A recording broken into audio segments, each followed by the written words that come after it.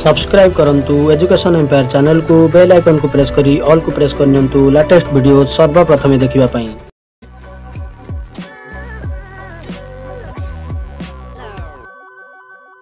प्रथम अपडेट रही IIT JEE NEET NDA admissions Odisha invites applications for scholarship by Unacademy. तो ओडिशा रे रही हमर गरीब मेधावी छात्र छात्री मानकर आईआईटी जेई नीट एवं एनडीए एडमिशन पाई अनएकाडेमी तरफ एप्लिकेशन निमंत्रण कराई। Applications are invited from poor and meritorious students of class 11। तो एकादश श्रेणी छात्र छात्री माने अनएकाडेमी रे अप्लाई करि परिबे, जहा फल से माने सिलेक्शन हेबा परे आईआईटी जेई नीट एवं एनडीए रे एडमिशन पाई फ्री कोचिंग पाई परिबे। देखंतु सरकारी एवं non government aided higher secondary school छात्र छात्री माने एथरे अप्लाई करि परिबे। तो देखो तो क्लियरली मेंशन कराई the selected students will get scholarships for free coaching by Unacademy for admissions into IIT JEE NEET UG and NDA defence exam. ये रही हमर अनएकाडेमी तरफ फ्री कोचिंग सुविधा दिया जिवो। As per official sources, the scholarship will be provided to 1000 students covering 30 districts during 2021-22। तो 30 जिल्लारो मोट 1000 जन मेधावी छात्र छात्री को फ्री कोचिंग दिया जिवो। The breakup of scholarship IIT JEE 300 NEET UG पई 300 एवं एनडीए पई 400 ये रही सिलेक्शन प्रक्रिया।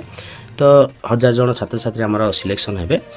देखंतु रजिस्ट्रेशन पई स्टार्ट ऑफ रजिस्ट्रेशन रही डिसेंबर 15 आरंभ हेबो एवं क्लोज ऑफ रजिस्ट्रेशन रही जनवरी 12 2022।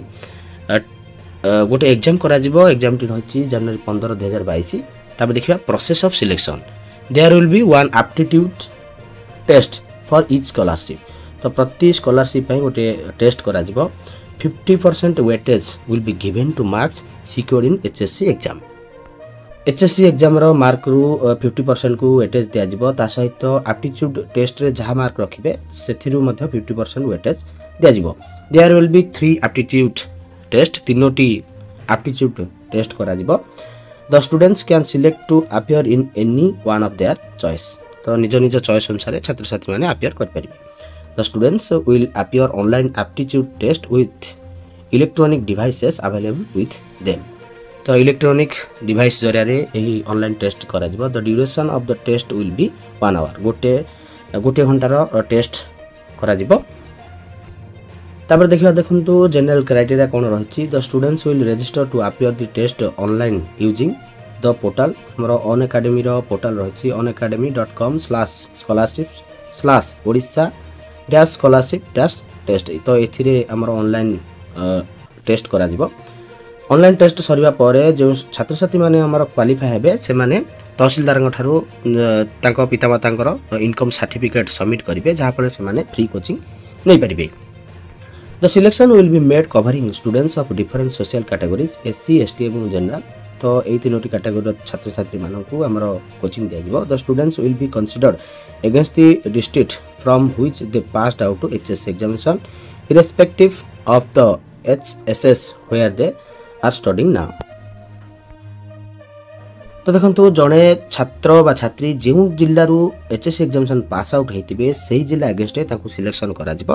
तो सिलेक्शन लिस्ट केमिति बाहर देखंतु सर्वप्रथम अनएकाडेमी तरफरू 30 जिल्लारू 3000 छात्र छात्रींकर शॉर्ट लिस्ट करा जिवो एवं सेठी मध्यरू 3000 छात्र छात्रींक मध्यरू 1000 जनकू सिलेक्शन करा जिवो।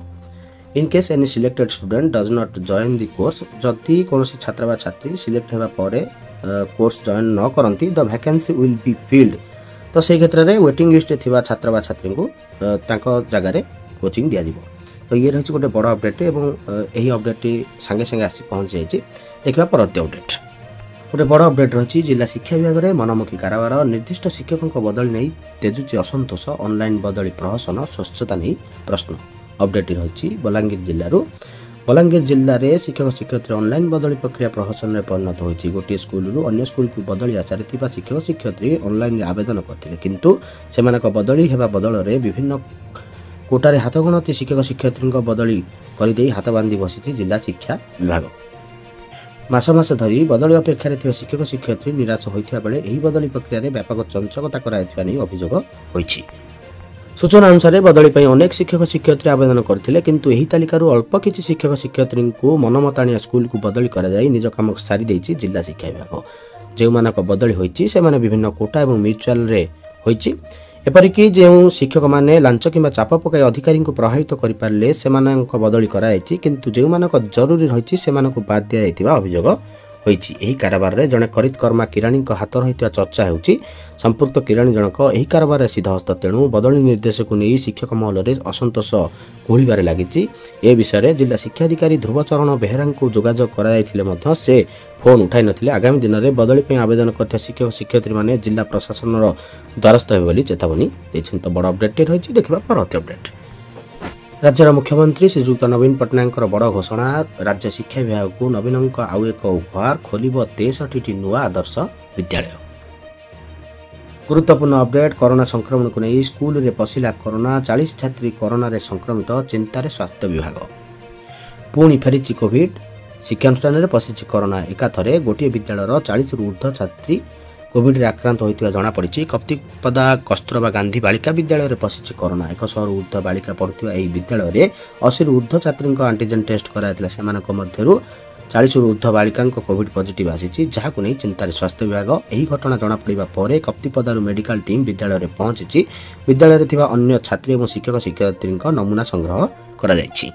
यह सहित एंटीजन रे पॉजिटिव चिन्हट होइतिया छात्रींकर आरटीपीसीआर टेस्ट करा जिबा निमंते नमूना संग्रह करायछि। यह व्यतीत कोरोना पॉजिटिव चिन्हट होई नथिबा छात्री माननकु अन्य स्थान रे रखा जिबार व्यवस्था करायतिबा जणा जायछि। तो बड़ अपडेट रहिछि देखिबा परवर्ती अपडेट। कोरोना संक्रमण को नहीं आ गोटे बड़ अपडेट रहिछि। 20 पिला समेत 160 पॉजिटिव। राज्य में एपर्यंत कोविड-19 नुआ भारिएंट ओमिक्रॉन जदिओ चिन्हट होई नै तेबे पड़ोसी आंध्र प्रदेश रे प्रथम ओमिक्रॉन आक्रांत बाहरिबा परे ओडिशा रे भय संचार होइछि। राज्य में अभिनव कोरोना भूताणु संक्रमण ह्रास पाइबार लागिछि। 20 जिल्लारू आक्रांत चिन्हट होइथिया बेले 10 जिल्ला रे जणे हेले भी संक्रमित बाहरी नाहांती। तो बड़ अपडेट देखिबा परवर्ती अपडेट। मुख्यमंत्री श्रीजुक्त नवीन पट्टनायक हिंजिलकाट ग्रस्त हिंजिलकाटर वृंदावन विद्यापीठ को जाई पिलांक संगे बसिले पाठपढ़ा करले तदारख। देखंतु पिला किपरि कले स्वागत। तो चलंत देखिबा सेही समयर विजुअलटी।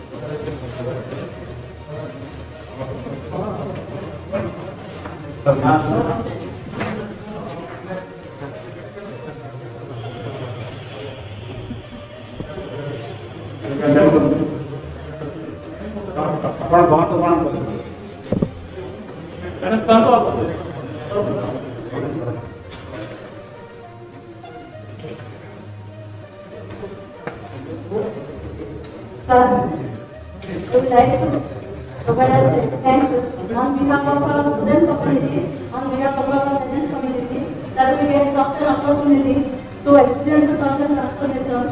All students are very happy having this smart classroom. The teachers are using technology for teaching learning process to the students. It makes the students easy to understand the concept. All the teachers are very happy also to experience the smart lab as well as the library.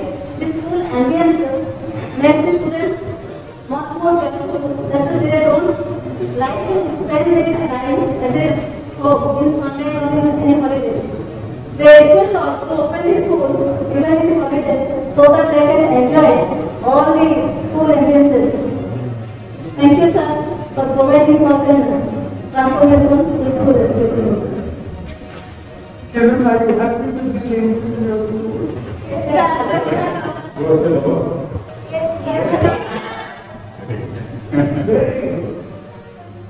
I'm glad that you enjoy this.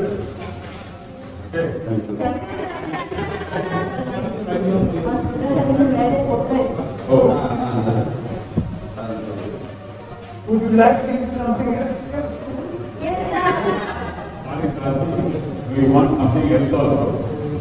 Upon Allah ki tumantul.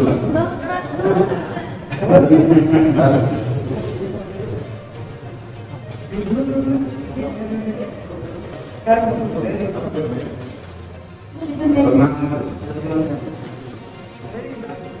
roll out Chelsea.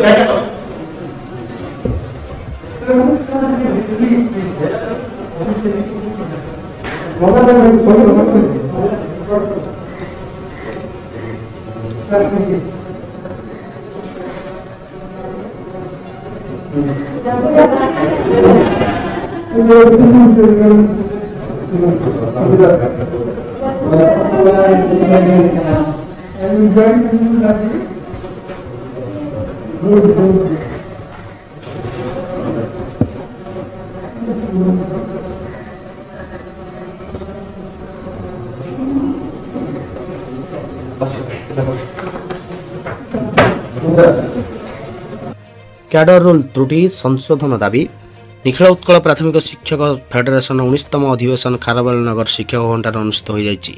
ଶିକ୍ଷକମାନେ ସମ୍ମୁଖୀନ ହେଉଥିବା ବିଭିନ୍ନ ସମସ୍ୟା ଉପରେ ଆଲୋଚନା ହୋଇଛି। ସେମାନେ 2019 cadre ରୁଲ୍ରେ ଥିବା ତ୍ରୁଟିକୁ ତୁରନ୍ତ ସଂଶୋଧନ କରିବା, ଅଦାଲତରେ ଥିବା ଆର୍ଏସିପି ମାମଲାକୁ ସମାଧାନ କରି ଶିକ୍ଷକଙ୍କୁ ନ୍ୟାୟ ପ୍ରାପ୍ୟ ପ୍ରଦାନ କରିବା, ପୁରୁଣା ପେନ୍ସନ୍ ପୁନଃ ପ୍ରଚଳନ କରିବା, 2015 ବ୍ୟାଚ୍ ଶିକ୍ଷକଙ୍କୁ ନିୟମିତ କରିବା, କନିଷ୍ଠ ଶିକ୍ଷକ ନିଯୁକ୍ତି ଘୋଷଣା କରିବା ଏବଂ ଅବିକଳ କେନ୍ଦ୍ରୀୟ ହାରରେ ଦରମା ଦେବା ଭଳି ଦାବି ସମ୍ପର୍କରେ ଯଦି ସରକାର ଆଲୋଚନା ମାଧ୍ୟମରେ ସମାଧାନ ନ କରନ୍ତି ତେବେ ଶିକ୍ଷକ ରାଜରାସ୍ତାକୁ ଓହ୍ଲାଇବେ ବୋଲି ଶନିବାର ଅନୁଷ୍ଠିତ ବୈଠକରେ ନିଷ୍ପତ୍ତି ନେଇଛନ୍ତି ବୋଲି ଫେଡେରେସନ ସଭାପତି ହୃଦାନନ୍ଦ ଦ୍ୱିବେଦୀ କହିଛନ୍ତି। ତ ବଡ଼ ଅପଡେଟ୍ଟିଏ ଦେଖିବା ପରବର୍ତ୍ତୀ ଅପଡେଟ୍।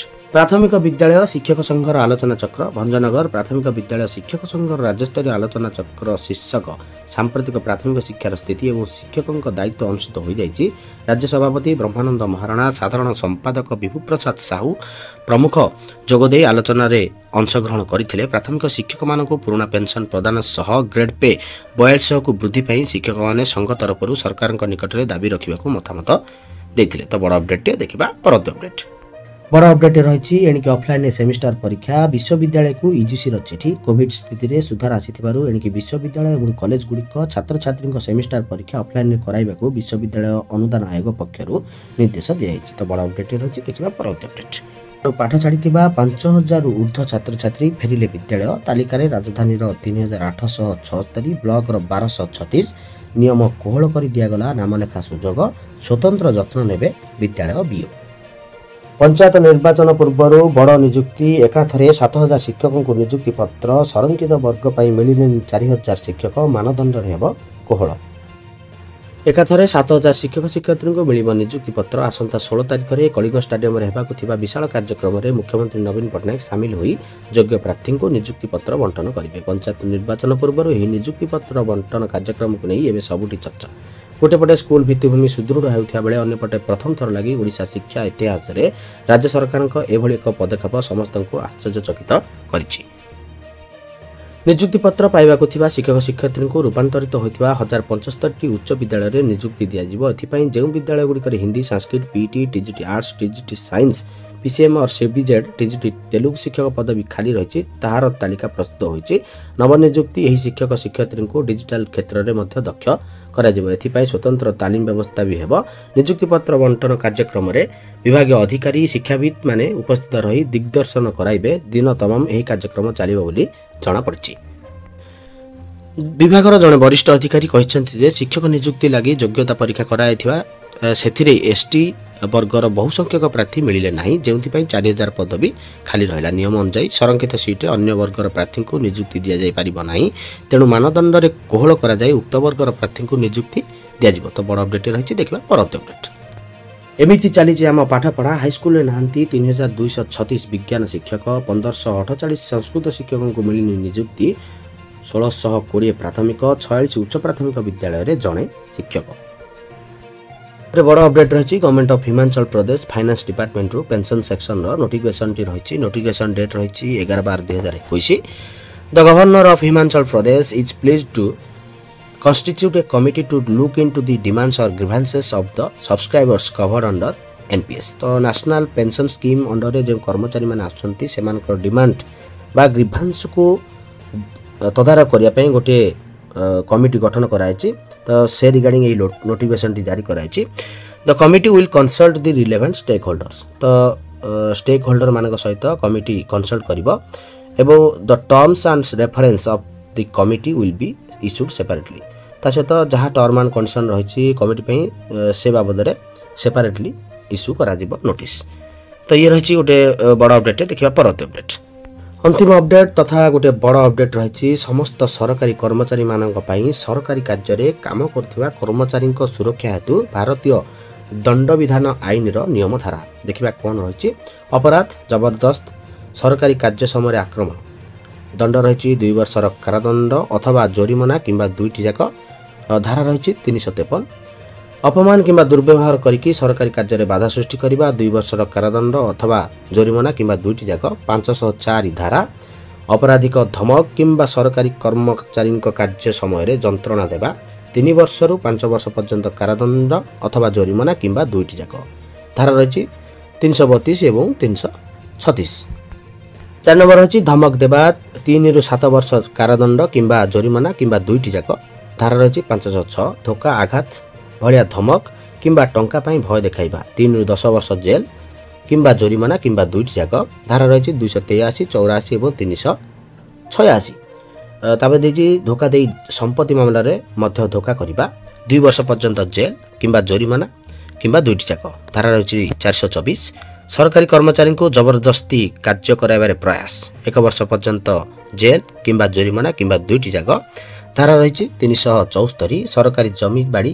कागजपत्र बा संपत्तिर चोरी 3 वर्ष जेल जोरिमाना किंबा दुईटी जाक धारा रही 378 एवं 379 एवं लास्ट देखो सरकारी परिसर मध्य भ्रमण कले 6 वर्ष पर्यंत जेल किंबा जोरिमाना किंबा दुईटी जाक देबाक पड़िबो धारा रही 445 एवं 443 ये रही बड़ अपडेट ये अपडेट गुड़िक समाप्त होइछि। धन्यवाद।